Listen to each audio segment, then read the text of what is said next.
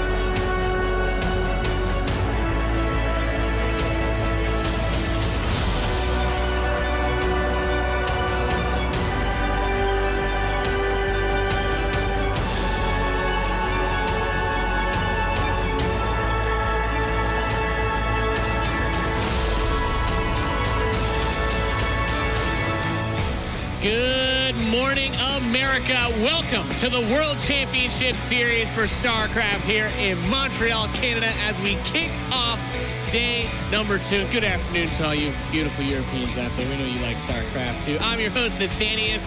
This is day 2 here at Montreal. I'm joined by In Control in Rotterdam as we get into the thick of things, making our way to that round of 16. Roddy, some big upsets in day 1. Talk to me. What are you loving about this so far? Obviously that it's very unpredictable. I mean, yesterday the group stages, of course we have a couple of the big favorites still in this one. Serral is going to be on stage next. That doesn't surprise anyone, but a couple of the players that have already been eliminated, especially someone like Elaser that I really thought was going to have a deep run here. I'm shocked. Special being eliminated. Nercho, Mr. Consistency, not actually advancing. He's not just out of this tournament, but now also out of making it to the global finals.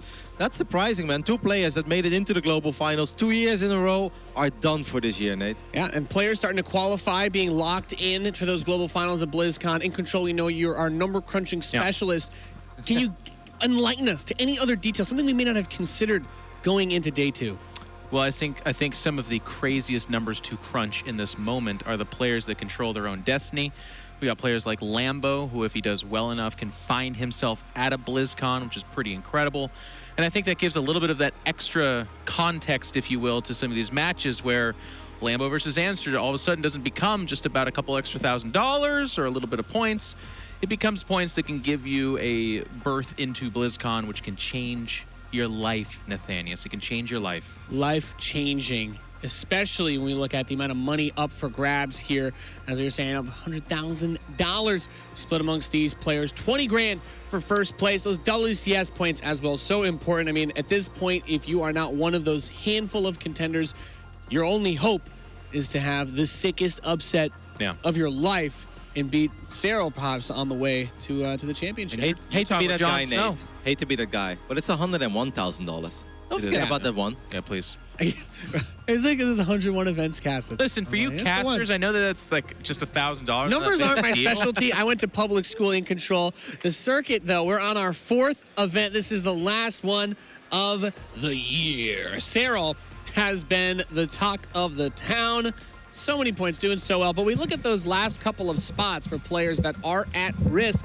2 players that were defeated yesterday that no longer control their own destiny, Nercho and a Laser. Yeah, for those 2, it's incredibly scary and just highly unlikely they're going to survive today. Now, Hero Marine, he's locked in, he's done, he's made it. That's awesome. But especially for Elaser, I mean, he tweeted out himself, he needs a miracle. There's no other way to put it. He needs Lambo to lose in the first round. He needs Utermo to lose in the first round. Then I think someone like Scarlet is not allowed to make the the semifinals.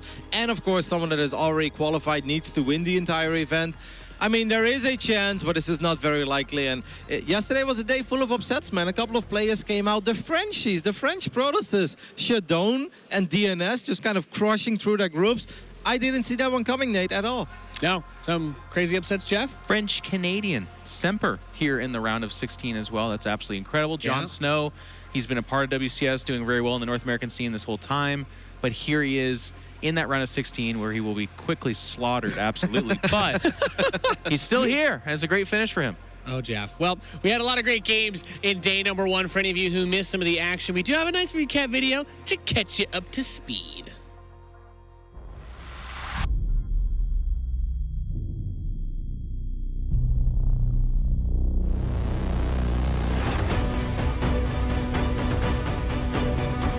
I suppose that's the most notable thing I can think of so far, is that I actually was able to defeat Harston. Like, he's beaten me in finals many times before, so it was a very important win. I wasn't really sure how good he's gonna be. I feel like he didn't actually play 100% in our match, but I was really confident in ZvZ, so it was 2-0 in the end. Connections with the Zealots, with the shield battery, and now the Probes are in a lot of trouble. Oh my lord! It was pretty simple. It was just him attacking, me counter-attacking, or him attacking and me surrounding. And that's pretty much it. I think there was nothing special about it now. For me, my focus is to make it to the top 8 of the WCS ranking. Currently, I'm in 7th place, so I definitely need a top 8 finish in order to make it to BlizzCon, and that's my main goal. It was a bit different than I thought, honestly. In the first game, or in the last game, I expected a cheese to begin with, and then she didn't. And then I scouted, she made roaches, but then she still didn't attack me. So my build was a bit messed up, it was weird, but in the end, I just attacked with my maxed army, controlled it well, good micro, and that was it. And those SCVs are completely undefended. The Balings are going for them. And that's it. All of them blasted to pieces. I feel like my goal is quite realistic, but I think besides Serral, I can beat everyone. I might not be favored against everyone, but I feel like if I prepare well and plan out my series well, I think I can get to the round of 4. Last match was rematch against Special. He beat me earlier today 2-0 and pretty easily for him, I think. So I was very nervous and worried going into the match. I think he played a lot below his level, and so it worked out for me. This is the World Championship Series, day 1. Some of our fan favorites made it through, as you were talking about, Roddy. But some upsets there. A couple of players that we got to see there knocked out, players that were BlizzCon contenders and now don't really have too much control over whether or not that's going to happen. Yeah, for Elaser, it almost seems like an impossible task to survive today, but for Nurcho, it's also a scary day. He's 7th currently in the rankings. He does still have a little bit of a buffer, but it's a scary day, man, when you just sit here and you look at people that you kind of need to lose, and he's obviously going to be cheering pretty hard. It's exciting. One man we haven't really mentioned yet, Nate, that I do want to point out real quick is a young man, Raynor. Valencia was the very first time Raynor was eligible to join the WCS circuit. If you remember back then, he had a fantastic run. He won his first, second, and third group. Then he won against Special 3-0 in the round of 16. Then he lost against Serral. Well, everyone loses to Serral. But now again, this is his second WCS stop. Young Raynor again won all 3 groups because he obviously started in groups phase 1. Very impressive by the 16-year-old. Like, yes, we know how good he is, but that's still damn cool to just see him fly all the way to Canada, show up, make it through 3 pretty damn tough groups. I'm very impressed again. Yep, he finds himself facing off against Need in control. Match that stands out to you here. What do you like? Is the one here that disgusts you? No, I don't know about discuss. There's a few mirror matchups that are a little bit... Yeah, I mean, mirror matchups are great, but you kind of want those mixed up a little bit. I'm going to have to speak out for my boy Artosis out there. Actually, it's inappropriate to call him a boy. He's an elder. For my grandfather, Artosis, once again finds himself in the round of 16. This is a guy that didn't need a super amazing performance to make it to BlizzCon, but got one anyways and is pretty locked in. I think he actually is locked in. Yep. He's going to be facing Time, and it's funny because once again, we haven't had him on the main stage. I don't think many streams have really shown Has games, but he had a few funny results where he's again beating some of these good players, and you know you know some shenanigans were involved. So he brought a lot of magic to the previous WCS stop. I'm excited to see it potentially happen here as well. How do you feel about the Haas magic, Roddy? I mean, time is just a mystery to me because he has been looking better this event than he's done in quite a few months, I would say. But I honestly have no idea how he's approaching that best of 5. I don't know how he plays against those weirder Protosses out there that obviously has the pinnacle of. So I don't know, that's a very fun best of 5. That's one that I would go in with no expectations whatsoever, but I am expecting to be entertained at least. But the one match that really stands out for me is the last one of the day. I think we're saving the best for last. I mean, Raynor versus Neep. Obviously, they played in the GSL. Neep was able to knock out Raynor, but I'm still very, very excited to see them play a best of 5 today. I feel Raynor was in a tiny slump after that WCS, or excuse me, after that GSL, but that lasted for around a week. He lost in Challenger, but then he already won a big tournament over at Base Trade TV, and he's looking good here again. So I think we're saving the best for last. Feeling fantastic.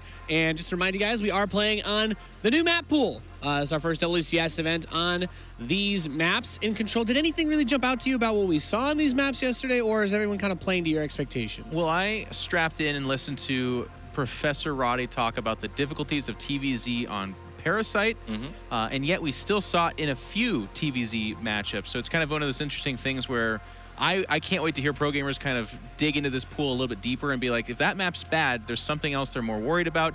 And now that we're in the best of 5s and best of 7s, well, best of 7 towards the end actually, we will see more of these maps, and I'm excited to kind of see them play out. So I'm sorry, I didn't really answer your question directly, but for me, these are the guys that show me what these maps are supposed to do, and I'm excited to see it happen. Anything that jumped out to you about the maps yesterday, Kev, at all? No, yeah, we saw a lot of Parasite. I think one thing that is very cool is that I felt we saw the majority of the maps. I think Fracture is the least picked map, but we always have at least one map. But very often when it's only best of 3s, we literally see 3 or 4 maps. I feel yesterday we saw 6 maps pretty damn frequently, and then Fracture maybe not that frequently. A lot of Acid Plant, a lot of Lost and Found. All right, we wrap up our pre-show here. We're going to be getting into our first match very soon as we kick off that bracket. Serral and JonSnow are going to be coming up next. Ladies and gentlemen, this has been our pre-show for the StarCraft 2 World Championship Series in Montreal. We'll be right back to kick things off.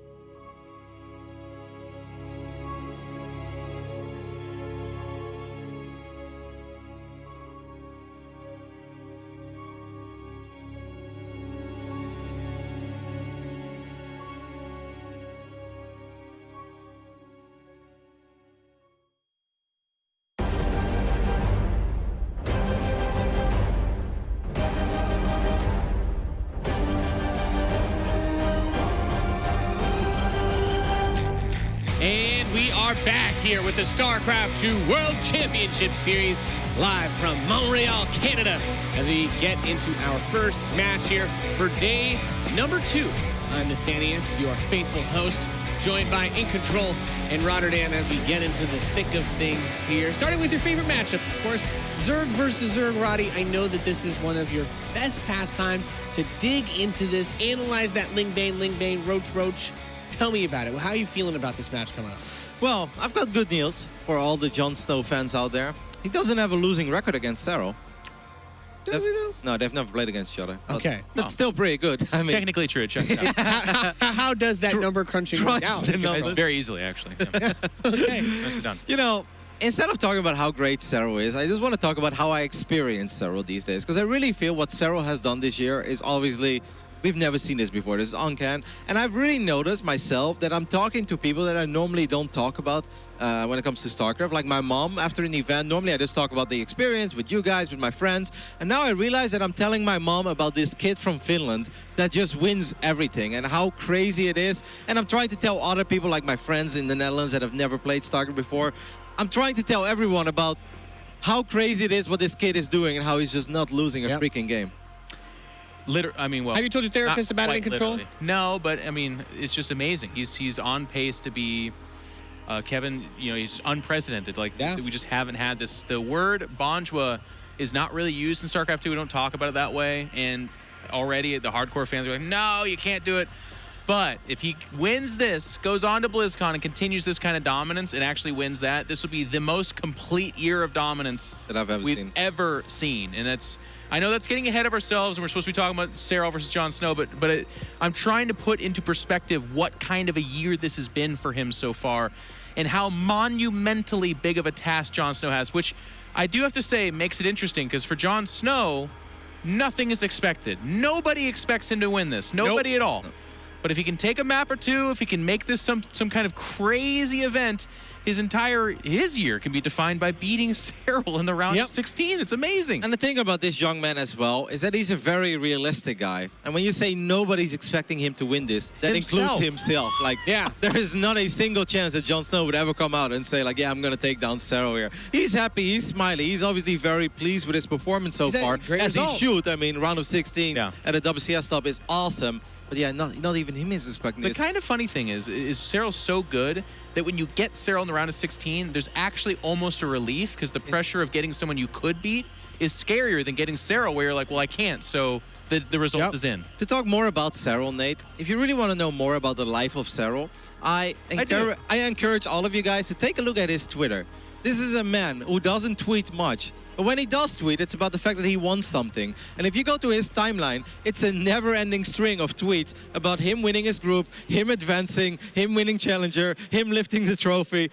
All he does, Nate, is win. I've never seen a tweet where he said, I woke up and I had a great cup of coffee. No, he only tweets about victories. And the funny thing is, he's still tweeting a lot. Like, that says it all. It's a good Twitter. That's a good life. Serral, I think we've all had the pleasure of being able to talk to him every now and again as well. And he's such a relaxed, calm guy. I asked him, like, do you have some sort of ridiculous practice strategies? Like, no, he makes time to relax and enjoy his life. He doesn't sweat it too much. It's astounding that he just comes in cool and collected and just wrecks everybody. He actually has one of the, I admire his champion mentality more than almost anybody else.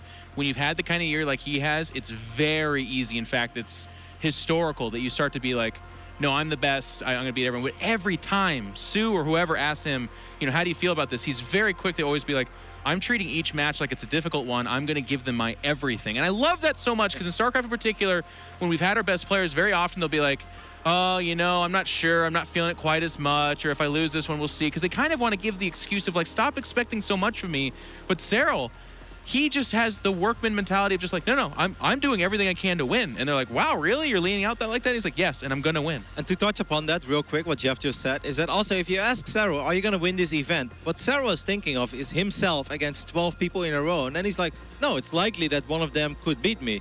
But he never goes into a tournament like that. He treats every match by itself. And obviously, if you ask Serral individually, is that guy going to beat you? He's often going to say no. Like when it comes to a one-on-one match, he's going to say like, no, I probably will win. But obviously in his mind, it's him against 20 other people. And he's like, okay, let's not get ahead of ourselves. Let's take it a match at a time. Yeah, such a cool mentality. Let's bring our players out onto the stage. Smix, ready to introduce our 3-time back-to-back-to-back WCS champion. I am. What a way to wake up than by watching the best of the best. But I'm also excited to see another American representative in the round of 16. So without further ado, let's bring these two players out. It is JonSnow and Serral.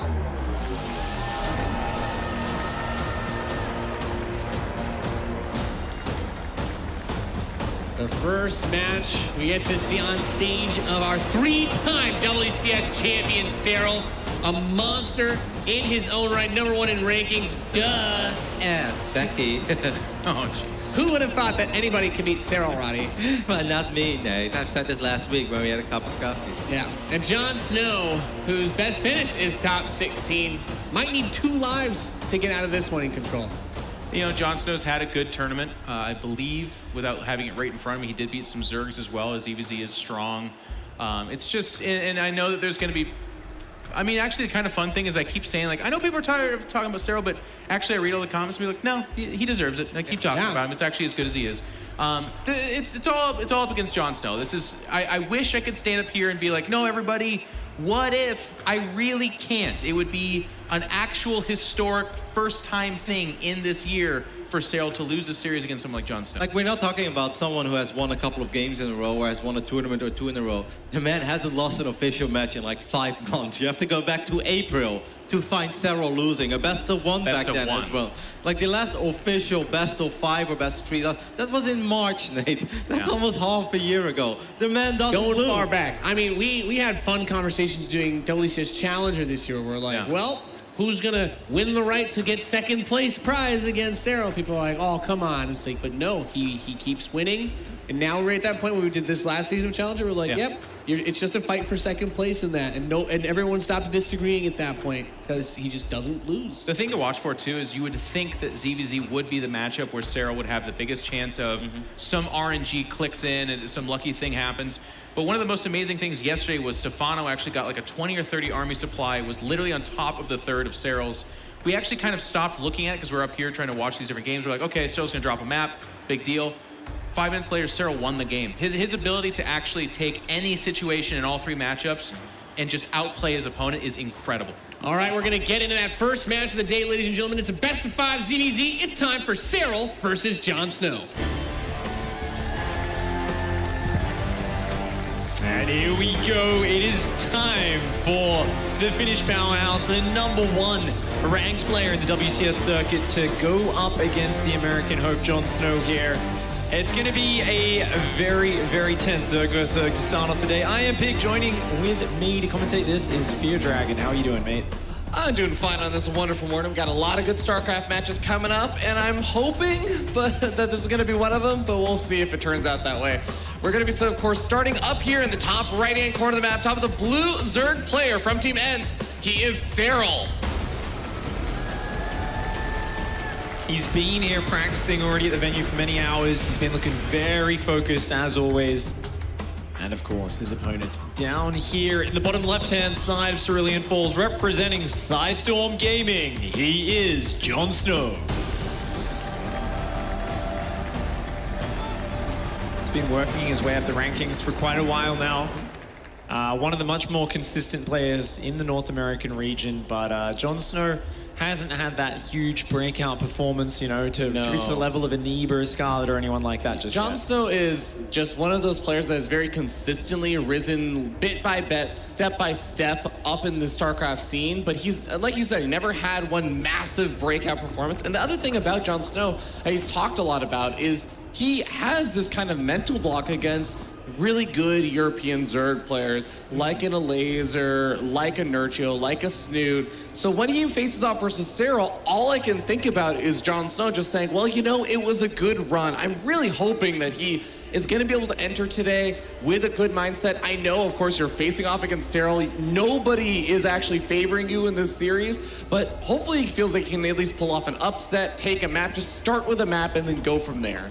Yeah, definitely adjusting your mindset in these high-pressure situations, but also when you learn to identify that you've got potentially a mental block here or there, you know, that does tell me that he as a player has started to be very critical about where he can find ways to improve his own kind of approach to the matchup. And it definitely is an intimidating one whenever you approach a matchup against Serral, because he is just so solid. It's very hard to take him out with any sort of cheeky aggression. And interesting to see no Zergling speed starting up there for JonSnow. So might just go for a quick tech up. You've got a very narrow ramp on this map, so easy to wall off with a couple of evolution chambers and a Roach Warren. Yeah. I know JonSnow very particular to the +1 Roach attacks that you can go for is in ZvZ. The weird thing about ZvZ, especially with Serral though, is Serral just is so good at Zerg versus Zerg. I think for a long time it was kind of one of his best matchups. I don't know if it's still the case anymore, but he has definitely shown that it's early game aggression does not work super well against him unless you're really getting in his head like Scarlet did. Yeah, absolutely. And already he's poked with the Zerglings. I think the real trademark of Serral's play is that he sees everything in this matchup. And already seeing an extra queen at the front, seeing 0 Zerglings produced out of JonSnow. He knows that JonSnow is just holding down that worker key for now. And indeed, a very fast layer goes up. It is that Evolution Chamber and Roach Warren walling off the front. Now notice Serral here actually building quite a few Zerglings. So he does want to get follow-up scouting. He's going to go for about 20 Zerglings to pressure the front. And this is going to force JonSnow to show his hand. That's a lot of Zerglings there coming out. They've been spotted now. He wants to do some damage. Is JonSnow going to build another Evolution Chamber to wall off? Indeed he is, but those queens are very exposed out front there. Yeah, is there a little bit of a gap to the right of those queens, the Evolution Chamber? I think that they can still maybe... No, I think that is actually sealed up. That queen on the right does have a transfuse ready. She should be able to heal that other queen before going down. And that will be a really solid defense here for JonSnow. But already this allows Serral to see what's going on. Says, okie doke, you're definitely not going to be able to hit a very fast Nidus Worm or anything like that. Oh, actually canceling the Evo Chamber. And that does allow Serral to get in and confirm. He even sees the 4th gas geyser, and that's an important scout. That really tells you JonSnow is not going to be aggressive insanely fast. And also, it shows you that JonSnow might have been thinking about a Mutatech switch. And indeed, yes, there's a Spire in the natural. Serral's looking for it. He cannot let him spot this. JonSnow needs to stop those Zerglings seeing that Spire. And Serral just sticking around in that main base now. JonSnow has the double queen wall off at the ramp, but it looks like the Spire is going to go unspotted for now. Those 3 links still being very annoying, but they are eventually going to get picked off. I think he knows anyway. There's an Evo in the wall that went down to fully wall off, and that itself, like, yeah, Serral knows something is up. He's seen a 4th gas, and he said, wait, my other Zergling that tried to come in the front is blocked by an Evolution Chamber. Why are you so paranoid about me scouting? Why do you have 4 gases? That should ring some alarm bells. Serral should realize that there is a chance of Spire. Look at the control on these Zerglings. His legs are still alive. He just never lets his Zergling scouts go down. He always sees everything that is going on, and that is why it is so frustrating to play against the #1 player in the WCS circuit. He is so on top of watching everything. Yeah, his Zerglings poked in there, and he actually saw no Evolution Chambers upgrading as well. You can tell because there's an animation where it wobbles. He's just on top of everything right now. Not only was the Ling running circles around JonSnow's main base, it feels like right now Serral is just running circles around JonSnow. And indeed, he's already starting up extra queen production, and Overseer is on the way to help confirm scouting. And you can see Serral's kind of posturing with a couple of Zerglings, just trying to keep some threat on the other side of the map, and also wants to get vision of those Mutalisks as soon as they pop out so he can confirm what he's up against.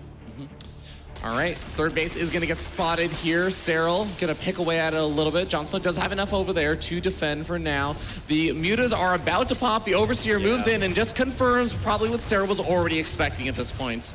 Yep, Spore Crawlers drop down immediately. The Muta's beelining to the other side of the map. This was meant to be a surprise maneuver from JonSnow, but already 4 queens at the front. A Spore about to finish in each base, and you can see immediately the masses of drones in the production tab. So Serral, he wasn't 100% sure it was Mutas until he saw them pop. As soon as he saw them come out, he realized he needed to boost up that economy, because defending 3 full mineral lines, that's how you get ahead against the Mutalisk player, and that is indeed what he's looking forward to doing here. The Muta's going to have to just settle for a few Overlord kills, not going to find any massive damage, and it is going to be a transition back into Roaches for JonSnow behind that. Okay.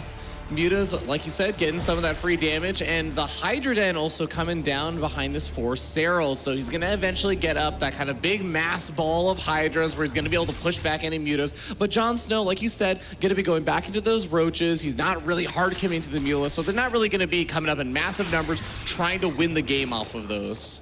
These Zerglings being so active, and they're going to be scouting, as is the Overseer. It does eventually go down there, and it isn't a crazy high worker count for JonSnow, so he's forced a lot of anti-air in the Spores, the Queens, but Serral hasn't overcommitted, and I think that's really what JonSnow was fishing for, you know, threaten what looks like a Roach build in the early game, but Serral didn't fall for it. The Mutatech switch then wasn't able to catch him off guard. He was hoping to force a bit more anti-air. He's hoping to find a little bit more damage. Getting 1 queen is nice. Good pullbacks, actually, on those weak Mutas from JonSnow. But now he's going to hit a very decisive Roach attack, I believe with 1-1 afterwards. He's adding a 4th and a few more drones, though, so maybe changing his mind? Yeah, I wouldn't hate if you try to go for that attack. I mean, he does not necessarily know about it right now, but there is the Lurker Den getting close to finishing up, and he's going to have that +1 Carapace upgrade well ahead of Serral, who's not starting up any of those armor upgrades whatsoever. He's really just waiting for that Lurker Den, which, again, is about to finish. Yeah, and that could be a huge swing in his favor. I mean, Roach, Lurker, Hydra, way stronger than just Roach Ravager on its own. There is a good Ravager count here for JonSnow, and they can, of course, delay Lurkers from kind of pushing into your base. And those Zerglings finally going to go down. A 4th base is on the way here for Serral, but the Mutalisks continue to be annoying. Both players building up on either side of the map. JonSnow has built up to an equal economy of Serral, but he's taken a lot longer to do it, and that is why the tech advantage will be there for Serral. The Lurker Den is now finished, and this is where the composition gets interesting, because JonSnow, if he waits too long on Roach Ravager, it doesn't matter how good your upgrades are. Lurkers are just a much more impactful unit in a front-on engage. And you have to be so careful not to let your opponent offensively siege up those Lurkers on one of your bases. You really need to be able to catch them before they get into that aggressive position. Being able to cancel one of the Lurkers is nice. Softening up another one is also nice. These Mutas still finding some value, which I really like. A lot of players just have a lot of trouble later on in the game in ZvZ trying to find a way to actually utilize them. Yeah, we're going to see the posture on the left-hand side of the map. JonSnow out of position right now. Serral's going to dive in and snipe the hatchery. He's going to get it as well. Actually, JonSnow does come forward. We'll be able to punish a few of these Roaches on the retreat. But a very nice move from Serral there. Just using the mobile units. He's going to pull those back on the left-hand side. The Mewtwo's going to try and cut off the retreat. But there's Hydras and Lurkers on the right-hand side as well. They're looking to come in and support this. This is getting a little bit messy, but those Roaches have escaped for Serral. He's going to reconsolidate with his Lurkers and Hydras. Yeah, we do see an Overseer over here for Serral, and there are the Overseers for JonSnow. He's able to start taking out some of those Lurkers, but the Lurkers still doing a lot of damage here at the same time. JonSnow leading up in supply, though, with a lot of the Lurkers being taken out and a couple of Curse of Vials being thrown out in the final Lurker. JonSnow is pushing Serral back. Pig, what are we watching right now? Those Lurkers were not supported. The Roaches did not get back to support them in time. Half the Lurkers went down. The bile spread has been so precise from JonSnow, and he seems to have caught Serral without all of the pieces of his army together. JonSnow with a very decisive Roach Ravager engage. Oh my God! JonSnow takes the first game! Nobody expected it. Not even JonSnow expected it. That smile. Oh, it's a great way to start it off as well, because you know, he was looking for some edges. I like the way he played that, but he wasn't getting any freebies. His Roach, you know, his tech at the start got scouted. His Mutas didn't really do a lot of damage, but that engagement just worked out. Punished Serral for diving so deep on that map. You know, it comes to the terrain on Cerulean Falls. Those Roaches went way too deep into his territory, and they had to go all the way around. So even though the Roaches escaped, the Lurkers kind of came a little bit too far forward. And what was there, like 2 Ravagers and 6 Hydras guarding them? Even that many Lurkers. There are about 3 or 4 Lurkers there for that engagement. And on top of that, you remember that Serral snipes off the hatchery, but he loses maybe 5, 6, 7 Roaches in the process. He kind of trades out a little bit. So he's now sitting down about 10 army supply at that point. Then he's on the retreat, and then the Lurkers are not that well defended like you were talking about. It's just all these things in a matter of 30 to 45 seconds snowballed, and JonSnow did not miss the opportunity. Yeah, the Lurker positioning so key there, and Roach Ravager is such a nice mobile composition. The Mutas, of course, added some power into that as well, and JonSnow very happy with how that one turned out. A bit of a rough start there after what looked like a very clean game, and I definitely like the way Serral was playing the start of that. He scouted so much. There was actually Speed Overlords. There was a Speed Overseer. Another Speed Overseer came in to scout. There were Changelings. There were Zerglings running around. Serral was so determined to not be surprised by anything, and he really wasn't. He just didn't quite have all the pieces of that army together. You know, you get up 6 Lurkers with that pack of Roaches in front of them. There's no way the Roach Ravager Muta can push through that, but he didn't quite have all the pieces together. JonSnow does take a very nice Game 1 victory, and packing a few veggies in as well. I did see on Twitter that he sent a few of his teammates out to get him some supplies this morning. Yeah, he's got some broccoli or something. It's on Twitter from Penguin. But all right, raw broccoli. Oh man, this is actually nuts. And you know what the funny thing is? JonSnow is one of those players that I think has made it to the playoffs maybe once, maybe twice, but anytime he's made it to the playoffs at a WCS circuit event, he's been taken out 3-0. So the first time he finally manages to take a game of the playoffs is versus Serral. It's the first game. This is actually absurd. Yeah, it can be a real momentum swinger for you. And you said yourself, he has had a bit of a mental block in the past in these matches, has gone down in straight sets. But this time around, he's starting things off a little bit stronger. Of course, it is a best of 5, first play to 3 wins. Closes out the series, and Zerg vs. Zerg can be a somewhat momentum-focused beast. In the past, though, it's been very, very hard to take multiple maps off Serral. We've seen him drop a map, drop 2 maps, and suddenly just turn series around. We've seen him do it against Scarlet. We've seen him do it against Lambo, against a Laser. You know, Serral is very good at rallying, and even when any other player looks like they would be shaken in that scenario, he just finds a way to do the same solid play, scout everything, and he just starts to gain momentum with every game that goes on. You know, I think it really does come back down to what the guys at the desk were talking about, where Serral, he is very confident in himself and his play, but he's also very humble about it. He's very, very realistic and says, you know what, no, okay, people can take games off of me. I'm not immortal. I still can bleed. And because of that, doesn't get overconfident. But all right, guys, game number 2 is loaded on up. Let's jump in and introduce the players. Spawning down here in the bottom right-hand corner of the map. Down 1 game in the first round of the playoffs. It is the Blue Zerg player, Serral.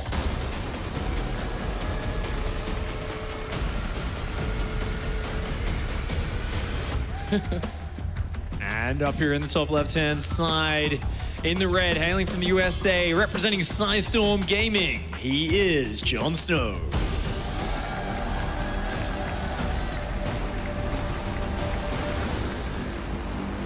And it's kind of funny. You know, I do think that JonSnow has a pretty good team of people behind him to just come up with crazy things that he can do. But that last game was, I mean, a +1 roach timing attack, going into the couple of mutas and everything. That was all pretty typical ZvZ stuff. It's not really what I would expect, you know, Penguin or True to kind of be whispering in his ear behind him like, okay, first you build the gas, then the pool, and then you build a hatchery at 10 supply. It's like, it was a very normal game. Yeah, I'm sure Penguin would be whispering things about speed banelings rolling into mineral lines and burrowed banes and all sorts of madness. But you know, JonSnow, he plays to the rhythm of his own drum. He has his own style. He's a very solid player. He's very good at these kind of straight up games as well. I think it's interesting as well what you talked about with Serral kind of having that humble focus. I think focus is the one word that I kind of am coming to just associate with Serral more and more as the year goes on. And you know, people will ask, and we'll all talk about this as fans of the game and experts, and we'll say, what is it that makes him special? And the one thing that always comes out is that he stays focused no matter what's going on, right? There's often these cheeky maneuvers you can do in game to kind of pull your opponent out of their element and throw them off. And Serral is the one guy who doesn't ever stop injecting his hatcheries. Yeah. He doesn't ever stop microing his units in 2 different places. Even when the situation seems like something you'd never expect, he seems to very calmly just kind of say, okay, let's try and find a solution to this. And that's the same thing in between maps in a series as well. He just kind of stays focused more than any other player I can really remember in StarCraft history. And I feel like 1 or 2 losses, I haven't never really seen him tilt after that and suddenly play below his level. It just doesn't seem to happen. That is kind of the secret of him being so consistent of a player over such a long span of time, basically not really losing anything below a best of 3 in 6, 7, almost 8 months or something at this point. But JonSnow going to do some poking with a couple of these lings over by the 3rd base. Of course, Serral has more than enough to help defend that with the queen and a couple of his own lings there. So he's going to be forced back. But both these players are going to be taking those forward 3rd bases. This game is looking a lot more mirrored, or at least it was up until we see a few drones out on the map for Serral and a few more lings here for JonSnow. Yeah, it looks like JonSnow wants to have the slightly more aggressive positioning with the Ling Bane skirmish. Notice these 4 lings are already out on the map, so we'll be able to morph the forward Banelings a bit closer to Serral's side. And I think this is a good idea. It's still relatively light Ling Bane pressures. You know, JonSnow's down a few workers, but he's going to be droning hard behind this. He has a 3rd queen to fall back on if the attack doesn't work out, and he's just going to try and create a bunch of threat. Now, it's very scary to commit too much to these fights because Serral will out-micro you almost every time, but JonSnow's going to have a poke. He's going to see if he can pick up a freebie.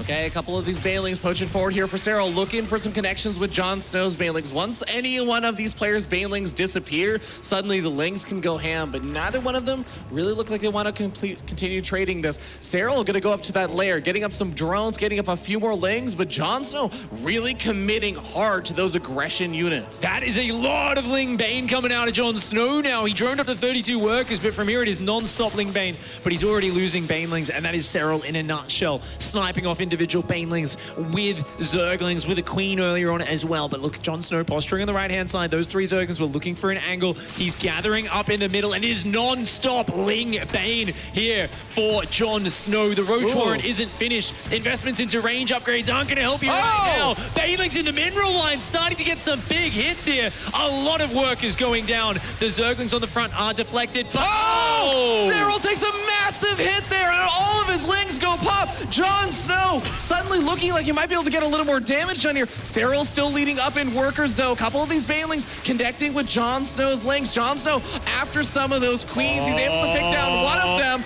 Is he going to be able to carry this forward? If he can get rid of those Queens, it's going to be massive, He's Rami. leading up intense army supply right now. There's even another Bailey coming in here from JonSnow. Are you kidding me? Serral is still not down just yet. He's got his lair. If he's able to hold on here, he's going to be in a good spot. He's leading up so many workers. That is insane. The damage starting to pile up. Serral losing a lot of mining time. JonSnow did lose a couple of workers behind this, but it's not over yet. Serral's still hanging on. He's got a bit of a Ling Bane here. The Banelings are about to finish morphing there for JonSnow. JonSnow's Banelings about to finish morphing. Serral pulls back at the last second. More Banelings coming in, but there's no Queens to anchor this defense. It's very hard for Serral to stabilize because he does not have the ranged units. The Queens are all dead right now. And he is just struggling to get up. His army supply is 28-8 right now. He barely has a couple of these Banelings to try and keep him alive a little bit longer. The Lings are starting to get picked off here. Serral is starting to take slightly better trades over time. Amazing splits. Individual Zerglings were going off. He managed to tag down about 3 Banelings in the space of 4 seconds. It was insane to see him target that so well. His Queens are only now rebuilding, but Serral seems to have done the impossible. Stabilized in a Ling Bane defensive fight with no Queens, no Roaches to anchor that. It's very difficult to hang on in that circumstance. I cannot emphasize enough how many players would lose when they've got the opponent's Ling Bane in their mineral lines, but he manages to hang on. The question is, who's ahead when the dust settles? The work accounts are very similar. Serral does have the much faster range upgrade on those Roaches, but JonSnow's got a lair on the way now. He's got his drone starting to add in behind this. But lair is already finished up, and actually not only that, but +2 weapons on the way there for Serral, with the Roaches also going up. I really feel like Serral being able to defend in that position, he's going to be looking and feeling really great about his spot right now, right? Yeah, there's still a lot of Lings out for both players, but it seems like Serral actually has quite a heavy pack here. And both sides trying to create some threat. JonSnow is up a handful of workers, so he's in a decent position, but definitely the +2 Roach speed timing is looking very menacing for the American Zerg. Roach speed +2, I'm not even sure if JonSnow will have his own Roach speed when that hits. It's going to be a very scary time in the mid-game where JonSnow probably just has to turtle up and defend for a while. Yeah, he does finally start up that Roach speed as his lair finishes. So JonSnow looks like probably have his Roach speed at least close to finishing in time for the big engagement. But we end up seeing Serral trying to move forward with a couple of these Banelings. JonSnow getting an okay trade there, 2 for 2. Gets a couple of the other Banelings. Ooh, nice little snipe. Yeah, loses a few drones there. Serral getting some good damage done, and he's actually leading up about 6 workers or so, and still just finding places to drone up a little bit more. Both these players are. Oh, even just 3 Roaches coming in. Oh, no. The Roaches are in production still for JonSnow. They're not quite there. That Baneling does come in, though. Does help to flank the Zerglings. So, okay, not going to find his way into the mineral line just yet. I think the Roaches at JonSnow will hang on. But Serral creating a lot of problems with just a small handful of units. The Zergling's going to go in, try and grab a few more drones, taking full advantage of this distraction. JonSnow manages to stabilize there. He's got his own Roaches out. He does hang on, but Serral really just creating a lot of problems, a lot of threat, and that +2 for the Roaches is inching closer and closer. It's these individual small edges that it feels like Serral constantly has. I mean, the fact that he starts up +2 as soon as +1 weapons finished up. So now JonSnow, even with a 10 or 15 second delay on his, it just puts him a little bit further behind in those upgrades. It's the fact that he's down about about 7 or 8 workers at this point, actually even going a little bit further down, as JonSnow did lose 5 more workers pretty recently. It's all these small things are going to start adding up, and that's how Serral gets his big advantages as the game goes on. Yeah, he was droning flawlessly through that. It's not every day you see someone create so much threat with just 12 Zerglings, a Baneling, and 3 Roaches, but this is Serral, and now he's got the 4 Ravager squad clearing up the vision. JonSnow, of course, losing vision on the map is a real shame because he can't tell where the Roaches are going to attack from. He has 3 Overlords on the way, but he's been supply blocked for a solid 15-20 seconds, and with the Roaches moving out across the map, like you said, that halts a lot of JonSnow's production for a bit. The Roaches only now start up. He's supply blocked again as another Overlord is taken out. He's going to have those Overlords finishing up, so it shouldn't be for too long this time, but still, oh, Contaminate on the +2 as well is going to slow that down even more.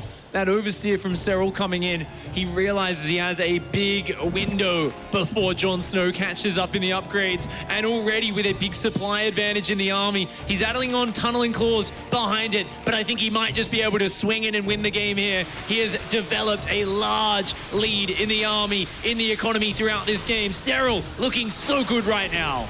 Yeah, it looks like that hatchery getting very, very low. Serral just giving himself some due time to actually finish off that hatchery. He says, you know what, I'm just going to engage with your Roaches. I got a big enough army here that I think I can contest this. And he's doing a pretty good job of it. But Crozabel's coming down both sides. Queen goes down there for JonSnow, and he's starting to bleed out a lot of these Roaches. Remember that hatchery is just a small gust of wind away from just going down. Yeah, and indeed the Corrosive Biles did manage to finish it off there. At the same time, Serral reinforcing on the south side of the map. He's going to be pushing through on 2 fronts. Those rocks go down. Serral trying to force the fight on both sides. Here, he's going to do a staggered engagement. He starts to do a fighting retreat. At the same time, the Roaches swinging on the left-hand side. They're going to focus down that hatchery. These Roaches here are nothing more than a distraction, but that's all he needs because on the left-hand side, Serral is crushing through JonSnow's defenses. Overwhelming numbers here from Serral, both on the upgrades as well as the army supply. Now he comes in with the flank, the 1-2 punch to close out this game as JonSnow's going to lose any semblance of his army left over. Even Burrow coming out from Serral to regen the health of those Roaches. GG, Serral ties up the series 1-1. Absolutely insane play there from Serral. Looked to be in such a weird and crazy, desperate situation at the beginning where he was down 20 army supply to this big Ling Baneling all in. He didn't have the Roaches on the horizon. He didn't have any Queens out, and still he managed to make the hold work and turn it into a late game victory.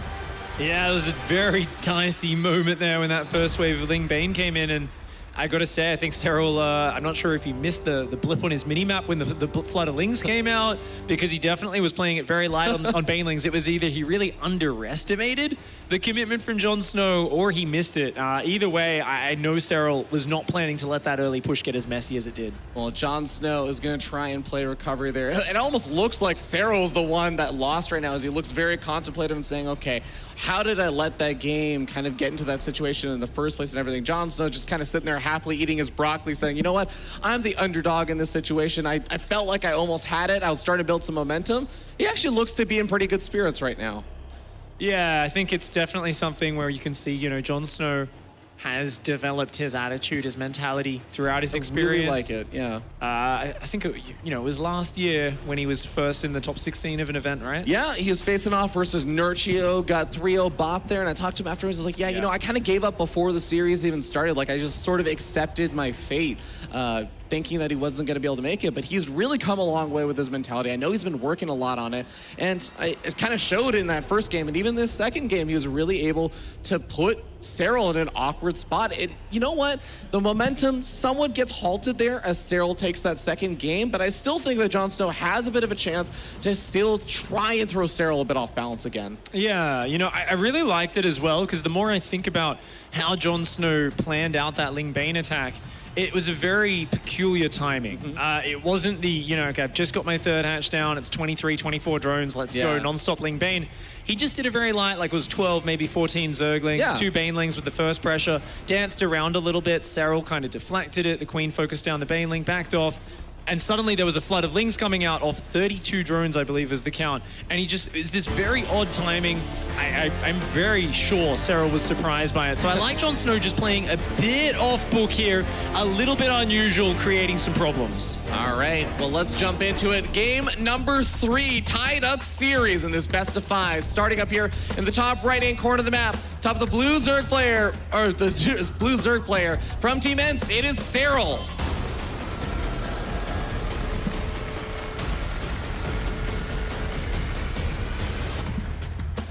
Facing off against him down here in the bottom left-hand side in the red, representing Storm Gaming, he is JonSnow.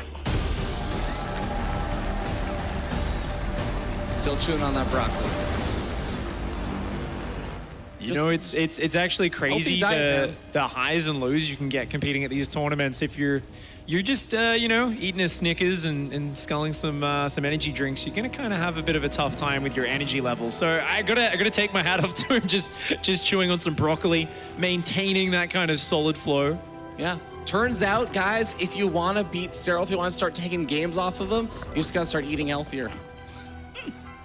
The next North American tournament, we're just gonna have all the pros with everyone eating kale. Everyone's got their kale, yeah. Their stalk of broccoli in their backpack. They're munching on. Well, I really feel like the beginning of this game and just kind of the first 7 or 8 minutes is actually going to be so important for JonSnow, because I think that, again, as the game goes on, we're talking about all those small little edges that Serral accumulates, and that's how he will kind of overtake, I think, JonSnow a lot of the time in this series. But the first 7 or 8 minutes, I feel like if JonSnow wants to keep a bit of that momentum he had going from game 1 and even the beginning of game 2, this is like his chance to keep it. If he doesn't, I feel like things start to go downhill. Yeah, they certainly could. There's always these interesting momentum points throughout the series, and here on Blue Shift, you said the first, 6, 7, 8 minutes are important. Even more so on this map. It's quite a short rush distance. There's some very nasty pushes you can do to each other, so aggression is the key more than ever on this particular map, as roaches can get across there very, very quickly. Lings flooding out of your opponent's base can reach you in a matter of seconds, and it's not unusual to see queens even walking across the map here to help deny that vision and join up with a push. So gonna be the standard Ling speed into fast third hatch from Serral. JonSnow not skipping the Ling speed like in that first game. He's going for a slightly later Zergling speed and his own third hatchery, but it looks like relatively mirrored builds for both players so far. Yeah, so far, and of course there are still some opportunities for either one of these players to just go crazy on Ling production or start up some banelings or anything. I do like when the Zerg players also get a little aggressive with their queens, start going after some of those overlords. JonSnow knows that his opponent's Lings are on the other side of the map. They're not really getting aggressive yet, so feels comfortable moving those queens out. Yeah, always good to try and push your opponent's vision back a little bit. Don't let those overlords see everything for free. And JonSnow has shown he loves the fast third queen. Serral, on the other hand, has been a little bit more willing to just defend with Lingbane, adds his kind of third queen a little bit later on. And both players droning pretty hard right now. JonSnow this time rushing up that worker count a little bit quicker. And now we get to see Serral's Zergling. The Zerglings which just run circles and seem to never die. They see everything. It's so frustrating to have one of these little guys in your base because they will very rarely stop to fight. Finally, that one does go down. Little easier to clean those up when you have Zergling speed and hard just dealing with just pure roaches and queens to help clean that up. Yeah. JonSnow morphing in some very aggressive banelings there. Actually gets a 3-for-1 trade. That's not terrible, but still not ideal. Once again, the fast evolution chamber is already finishing up here for Serral. Going to be going to a very quick +1 ranged upgrade. That's always what he builds his advantage off. If he's able to defend the Lingbane, he has much faster upgrades than his opponent. That's what we saw in the last game. Once again, JonSnow piling on the aggression. Lots of Zergling Baneling, even a few sneaky Banelings in the bottom right, but they've been spotted already. Serral not being surprised by these cheeky Banelings coming in from different angles. Just so prepared on so many different fronts. JonSnow moving forward, he does take care of one of those Banelings. 3 Banelings left over for both sides here. JonSnow gets 2 drones, softens up a couple others, but with no more Banelings left over, his Lings cannot really engage versus Serral, so he has to back off. Yeah, this is nice defense so far by Serral, and what we're used to seeing from him. He seems to always block Zergling Baneling almost effortlessly. 20 more links, though, on the way here for JonSnow. And Serral is just going back up to that lair, but here we go. Lings start coming forward and make their way into the main base, by the way, for Serral. I don't know if he got a full scout off to see and confirm, hey, you're not also starting up a lair or anything right now. Ooh. All right, yeah, this is a very weird position right now because JonSnow's being forced into a Waddling Bane. Thankfully, he does get those ones out of the corner of his base. But JonSnow's got to kind of do something right now. It's a problem that these units are on his side of the map. He's actually invested in a lot more Ling Bane. He needs to get over to the other side of the map because his work account is way behind. He's swapped into the drones behind it, but those drones are out later. They're going to be mining slower. His upgrades are behind. His lair is behind. He needs to find some sort of leverage with these Zerglings. Yeah, it looks a lot like Serral was able to kind of get away more or less scot-free with the massive drone lead that he actually was going for a little bit earlier on. But here we go. JonSnow's trying to move a bit further forward, but these Banelings are not quite able to find the connections he wanted. The Queen just getting the pickoffs on those, and Serral is well defended. JonSnow just cannot really do any kind of counter damage, and Serral keeps and maintains that 8-worker lead. Serral has danced this dance many times before, and he will many times again. He does hit a little bit of a supply block there, but it almost doesn't matter. He's got plenty of units out. He's done droning up 3 bases. Serral is going to be on non-stop roach production from this point onwards, and he's even finding little bits of damage as well. He's keeping the pressure on JonSnow. And the Banelings find the mineral line. They're going to be able to get at least a few drones. Oh, they don't go for the gas workers. They're trying to go for the big money hits. Don't find a massive amount, but denied mining, not bad. Yeah, and of course those upgrade leads going in favor of Serral. Yes, JonSnow's finishing up his own +1, but the +2 again, so quick to start up there for Serral. But I love this. JonSnow on top of his own +2 as well kind of negates a little bit of that upgrade disadvantage that he had going for him or against him. Yeah, going to try and play the macro game to recover here is JonSnow. That 4th base going down in the standard location. As these rocks go down in the middle of the map, that's going to open up more paths. But for now, there's just 3 lanes essentially across the map. I am curious to see if the players start to break those down or if they just go down the pre-positioned paths on the map. This Overseer with speed sees everything, sees the Ravage account. That, of course, identifies from both players that there's no Mutalisk tech switches. It's a Roach war. And in this scenario, JonSnow will have to use Defender's advantage. He's got less army, and his upgrades are further behind. But if he can fight on his side of the map, he will have the faster reinforcements. Yeah, we do actually see Burrow coming out, though, from Serral. And let me tell you something, Pig. Serral with burrowed play is just absurd. He is so good at splitting up those roaches. He is so good with the tunneling claws at sneaking them into the perfect places and just ending the game in, it seems like, an instant if you're just slightly unprepared for it. So making sure your Overseers are well positioned, making sure you can catch those burrowed roaches is of the utmost importance. Couple of Banelings trying to move their way into that mineral line. JonSnow quick at the pulls, but that 4th base looking very, very dangerously low on health. Yeah, this is just Serral once again creating problems on 2 sides of the map at once. Gets the 4th base sniped, and at the same time has been taking down workers and a good fight on the north side of the map. The Biles going down continually. JonSnow desperately trying to reestablish the 4th base. Serral pushing forwards. The Roaches and Ravagers just doggedly working their way into this base. They want to focus down the Ravagers, the expensive tech units in the back. JonSnow's micro impeccable on those Ravagers. I'm not sure if he has the numbers to hang on, though. He's keeping his Ravagers alive so long, many of them just there on red hit points. But finally, Serral takes down the last couple of Ravagers. Yeah, JonSnow does a really, really nice job with the micro there and the defense, but at the end of the day, he is still down a little bit of not only the hatchery, but he's also down a lot of army supply, and now he's dealing with the burrowed roaches in multiple mineral lines at the same time. This is all just kind of spiraling a bit too far out of control, and JonSnow is losing a grip on this game. Yeah, these roaches coming in now, of course, unburrowing in the back of the bases at the same time, sniping down the workers in the natural and the main. JonSnow being forced to fight on 4 different fronts, and he's losing most of them. The roach numbers are overwhelming. Serral here showing his class on blue ship. A reinforcer roaches comes in with the flank, shuts down the army, and that's it. 2-1. Serral starts to tie up the series there, goes into the lead in game number 3 with a very decisive defense into a victory. He's just too good, Pig. Every single time he shows a little bit of a sign of weakness. He kind of bleeds like his fingertip gets like a paper cut on it, and I was like, okay, yes, now I will destroy you in exchange for that. Yeah, it's really tough to take him down, isn't it? And especially in those Lingbane skirmishes, things can get very, very hard to take him down. We are going to be finishing up this series momentarily, guys. We'll be right back in just a minute.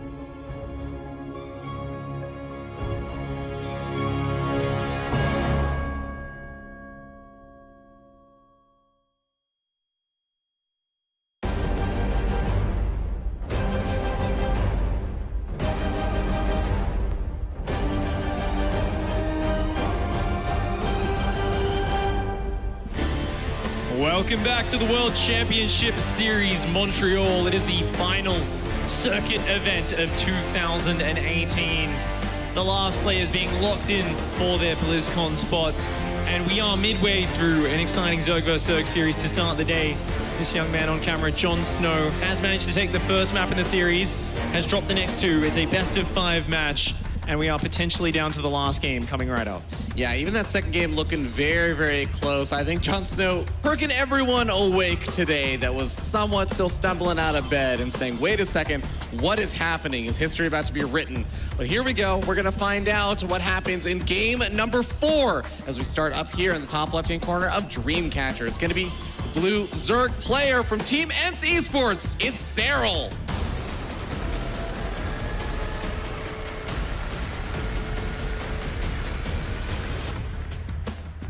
Facing off against him in the bottom right-hand side of Dreamcatcher in the red, representing Psystorm Gaming, he is JonSnow.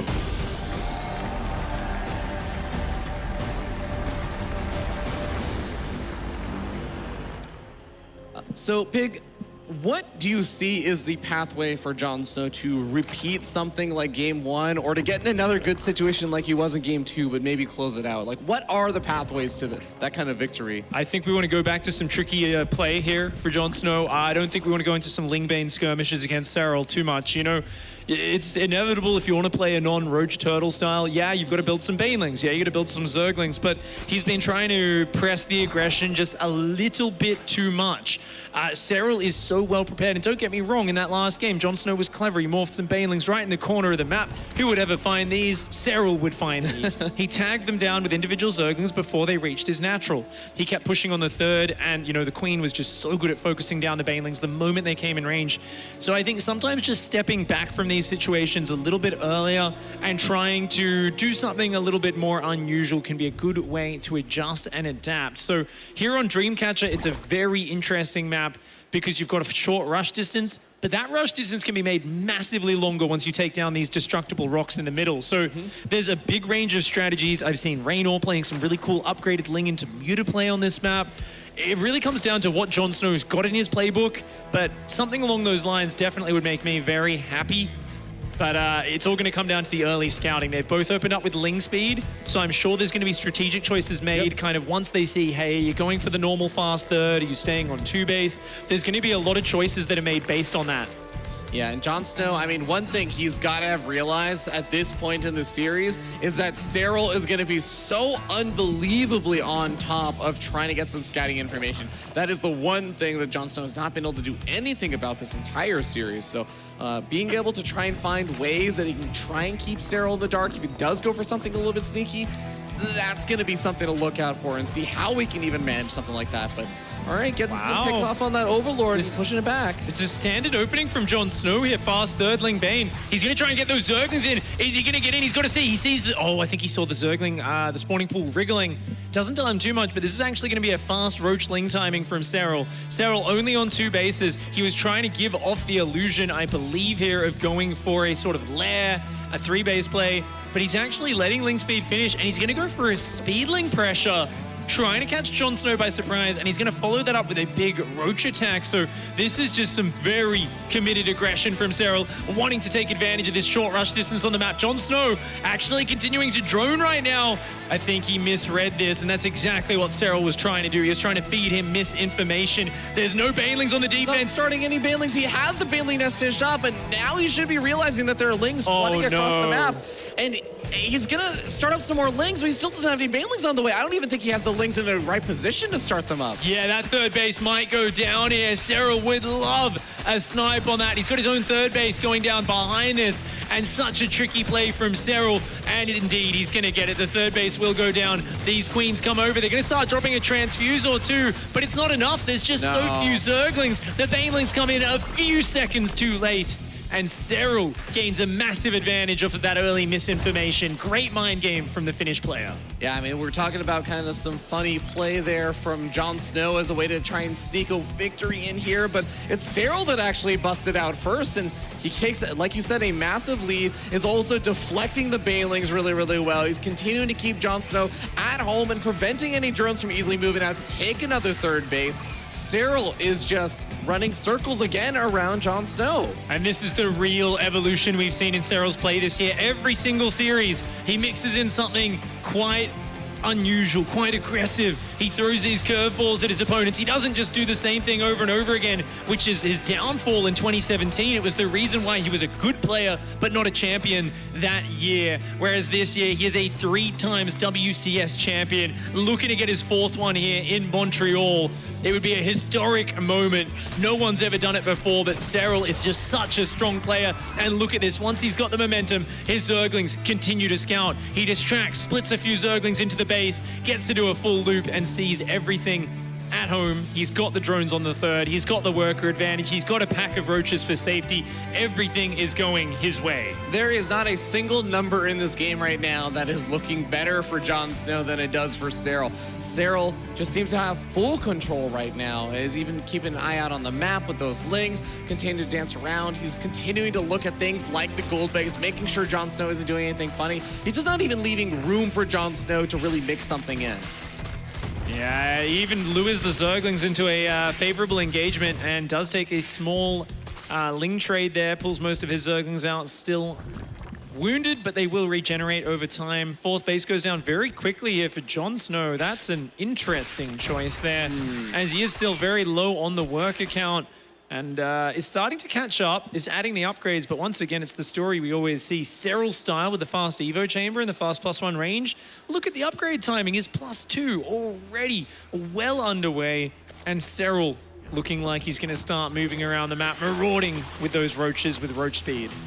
Yeah, and JonSnow, on the other hand, is just now finishing up his lair tech, so he's very far away from starting up his own +2 missile attack. The Carapace upgrade is underway, but if he only has a single Evo, that's going to be causing some problems in trying to keep up with those upgrades. Yeah, a few roaches starting to dive in here on this third base, though. Serral always seems to find his way into these bases with his opponents a little bit out of position. He's going to take down a few workers in the third mineral line, force the evacuation at the same time.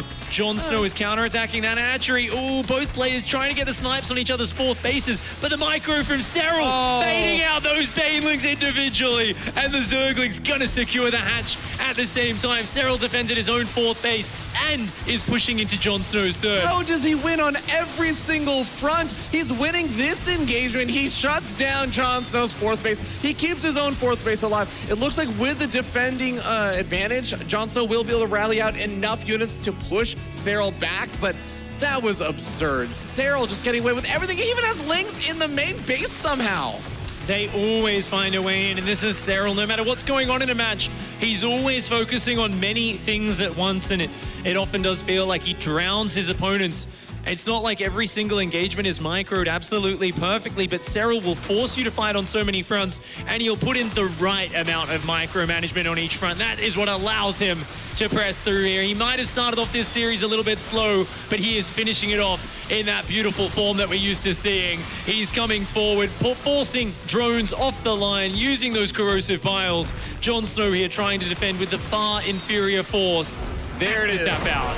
Good game, good luck, JonSnow taps out, and Serral continues his reign of domination.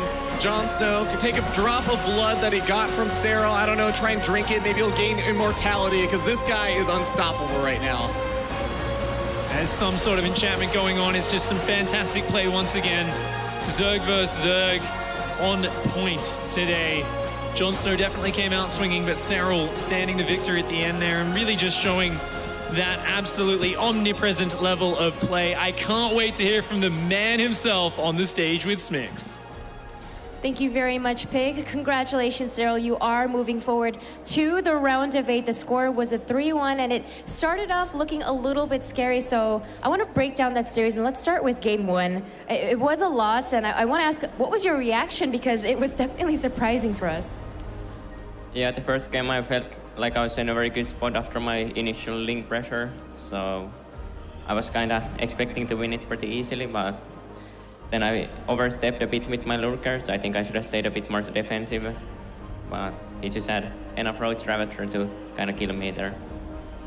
Then after that loss in game 2, it started to look a little bit scary as well. What was going through your mind when all those Ling Banes came and then you got that big Bane hit where a lot of your Lings died?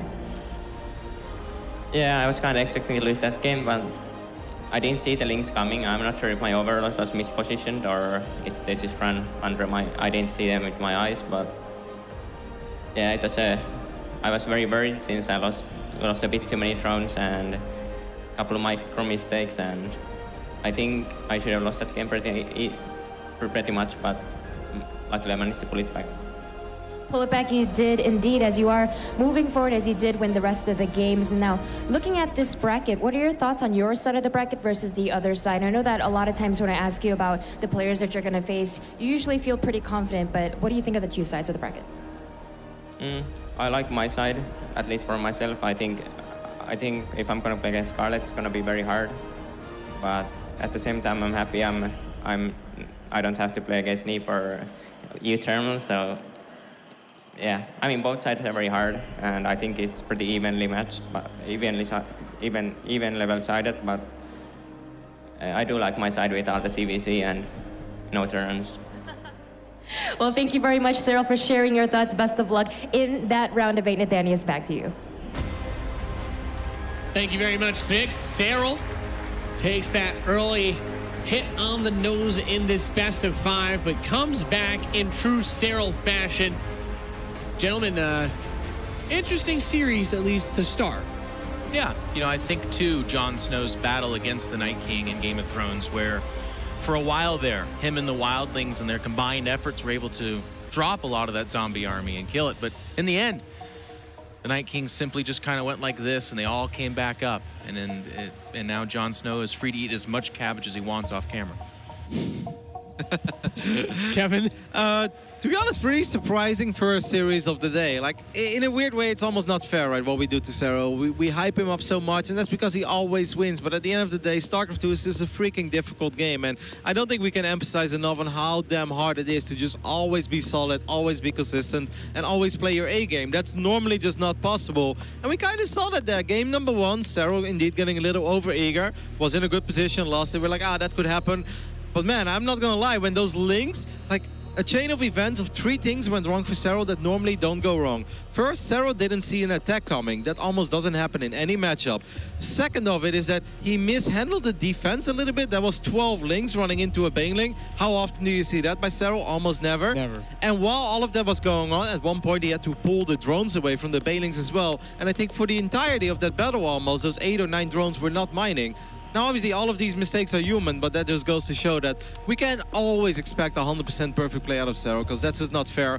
I think JonSnow put up a really good fight, but it also felt that he kind of angered the bear a little bit, and the moment that Serral survived that wave, he's like, all right, you want to play StarCraft? Let's play some StarCraft. Yeah, tough match there for JonSnow.